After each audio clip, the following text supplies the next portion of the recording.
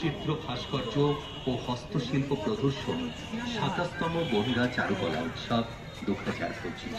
আমাদের এই ২৭তম বর্ষের অনুষ্ঠান সূচিতে রয়েছে প্রদর্শনী প্রাঙ্গণে প্রদর্শনীর প্রস্তুতি শিবির। এরপর ২৬শে ডিসেম্বর ২০২৫ বাংলা ১০ই পৌষ ১৪৩২ শুক্রবার সকাল ৮:৩০টায় বন্যা নির্দর্পণের সামনে থেকে শিশু কিশোর শিল্পী গুণীজন ও অভিভাবকদের সমবেত বর্ণাঢ্য শোভাযাত্রা।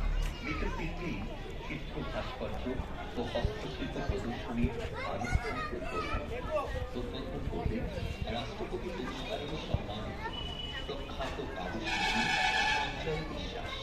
এরপর মমতা ভট্টাচার্য সম্মাননা প্রাপক শিল্পী শিল্পী মাধবনাথ সাধু চারুকলা সম্মাননা ২০২৫টা সম্মাননা প্রাপক শিল্পী তথা শিল্প নির্দেশক